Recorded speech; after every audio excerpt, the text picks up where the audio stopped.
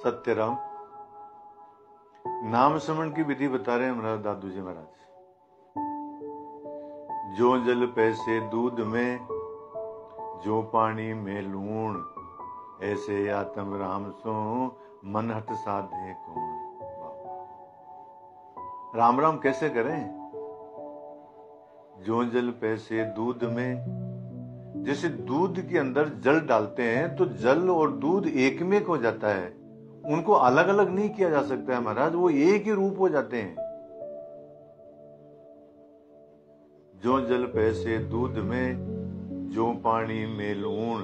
और जिस प्रकार से नमक को यदि पानी के अंदर डालते हैं तो नमक जो है पानी के अंदर ही मिल जाता है, उसका स्वरूप अपने आप का उसका स्वरूप नष्ट हो जाता है महाराज, घुल मिल जाता है उसके अंदर।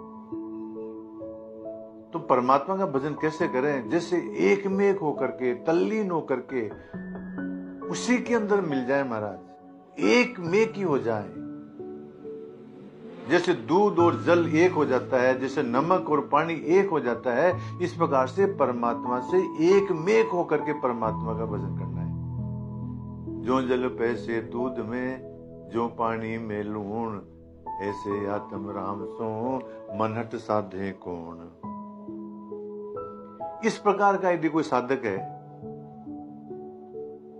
जो इस प्रकार से भजन करता है, जैसे जल में दूध मिल जाता है, पानी में नमक मिल जाता है, तो ऐसे साधक के सामने मन हट साध्य कौन। ये मन क्या हट करेगा?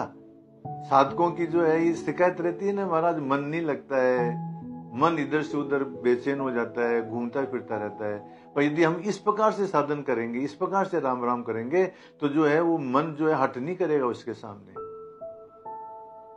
अथवा एक दूसरा अर्थ इसका यह भी है, मन हट साध्य कौन, जो इस प्रकार से भजन करेगा, जैसे दूध में पानी मिल जाए, नमक के अंदर पानी के अंदर नमक मिल जावे, तो मन हट साध्य कौन। तो ऐसे साधक के लिए प्राणायाम, तपस्या, हठ योग साधन करने की उसको क्या आवश्यकता है? उसको कोई आवश्यकता ही नहीं महाराज, यह सर्वश्रेष्ठ विधि है। तो जो जल पैसे दूध में, जो पानी में लूण, ऐसे आत्म राम सो मन हट साधे कौन। फिर एक और बताते हैं आगे दादू जी हमारा साधना, कि राम नाम में पैस कर, राम नाम ल्यो लाए, ये एकंत्र लोक में अनंत काहे को जाए। ये आमेर का प्रसंग है महाराज। जगजीवन राम जी महाराज आमेर के अंदर दादू जी महाराज के शिष्य बने, और वो भजन करने के लिए वहां एक दौलत बाग है आमेर के अंदर, परियों का बाग। परियों के बाग के अंदर एक कुआं है जो आज भी विद्यमान है। उस कुएं के अंदर सीढ़ियां है, नीचे तक सीढ़ियां जाती है। तो जगजीवन राम जी महाराज क्या करते कि सीढ़ियों के माध्यम से नीचे उतर के, और जो कुएं का जो पेंदा था उस पेंदे में बैठ करके भजन करते। बरसात के समय में सारे कुएं तो भर गए, परंतु वो कुआं नहीं भरा, क्योंकि उसके अंदर जो है संत जगजीवन राम जी बैठ करके भजन करते थे। माली ने जाकर के देखा कि क्या बात है, सारे कुएं भर गए और ये कुआं नहीं भरा, इसमें क्या कारण? तो देखते तो वहां पर एक साधु बैठा हुआ है।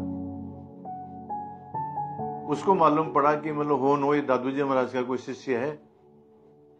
तो वो दादू जी महाराज के पास में गया माली, और कहा कि महाराज आपका जो एक नया शिष्य है वो कुएं में बैठ करके भजन करता है, और उसके भजन के प्रताप से उस कुएं के अंदर पानी नहीं चढ़ा महाराज।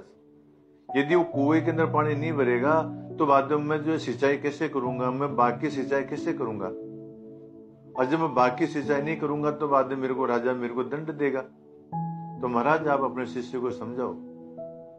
जब जगजी राम जी महाराज दादू जी महाराज के पास में सुबह शाम दंडोत प्रणाम करने के लिए जाते थे, तब उन्होंने दादू जी महाराज ने कहा